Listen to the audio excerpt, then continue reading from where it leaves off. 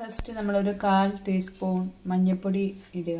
അതിനുശേഷം നമ്മൾ കുറച്ച് മൈദ ആഡ് ചെയ്യുക. ശേഷം നമ്മൾ കുറച്ച് അരിപ്പൊടി ആഡ് ചെയ്യുന്നുണ്ട് ക്രിസ്പി ആകാൻ വേണ്ടിയിട്ട്.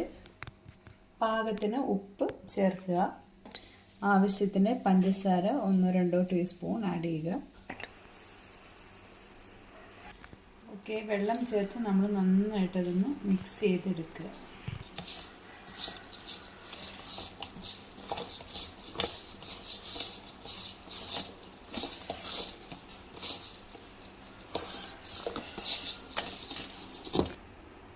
നന്നായിട്ട് നമ്മളിപ്പോൾ മിക്സ് ചെയ്ത് ഈ ഒരു പാകത്തിനാക്കി എടുത്തിട്ടുണ്ട്. ഇനി നമ്മൾ സ്ലൈസ് ചെയ്ത് ഏത്തപ്പഴത്തിലേക്ക് പോകാം.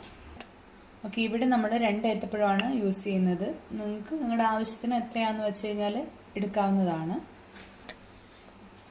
ഇവിടെ ഇപ്പോൾ നമ്മൾ ബനാന സ്ലൈസ് ചെയ്തിട്ടുണ്ട്.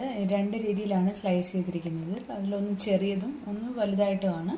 കുട്ടികൾ കൂടുതൽ ഇഷ്ടപ്പെടുന്നതും ചെറിയ ബനാന ഫ്രൈ ആയിരിക്കാം. അതുകൊണ്ട് തന്നെ നിങ്ങൾക്ക് ഇഷ്ടമുള്ള രീതിയിൽ തന്നെ ഇത് ബനാന ഈ 2 രീതിയിൽ കട്ട് ചെയ്ത് എടുക്കാവുന്നതാണ്. ഓക്കെ, നമ്മൾ ഇപ്പോൾ ചൂടായ പാനിലേക്ക് നമ്മുടെ ആവശ്യാനുസരണം ഓയിൽ ആഡ് ചെയ്ത് കൊടുത്തിട്ടുണ്ട്. അതിനുശേഷം നമ്മൾ മിക്സ് ചെയ്തിരിക്കുന്ന ആ ഒരു ഇതിലേക്ക് ഓരോ സ്ലൈസ് ചെയ്ത് വെച്ചിരുന്ന ബനാന എടുത്ത് നമ്മൾ ഡിപ്പ് ചെയ്തിട്ടുണ്ട്. ഇങ്ങനെ ഡിപ്പ് ചെയ്തതിന് ശേഷം നമ്മൾ ഈ ചൂടായ പാനിലേക്ക് ആ ഓയിലിനകത്തേക്ക് നമ്മൾ ഇട്ട് കൊടുക്കുന്നതാണ്. ഇനി ഇതിലേക്ക് നമ്മൾ ബനാന ഡിപ്പ് ചെയ്ത് എടുത്ത് ഇട്ടുകൊണ്ടിരിക്കുകയാണ്.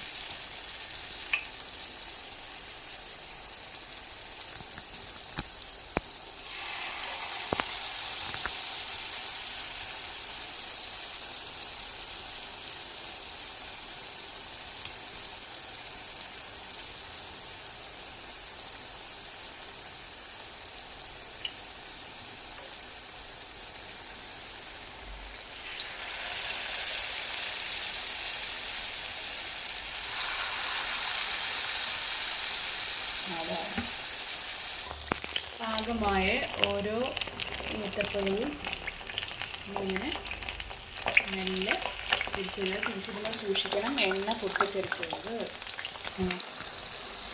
ഇപ്പോൾ ഏകദേശം നമ്മുടെ ബനാന ഫ്രൈ ആയിട്ടുണ്ട്. അപ്പോൾ നമ്മൾ പതുക്കെ മറ്റൊരു പ്ലേറ്റിലേക്ക് മാറ്റുക.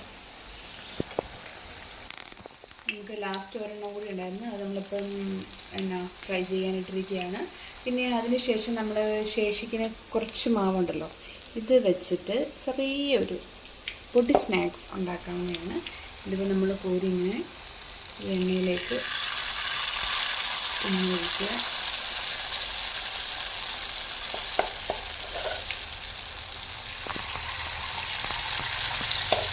കുട്ടികളൊക്കെ ഏറെ ഇഷ്ടപ്പെടും.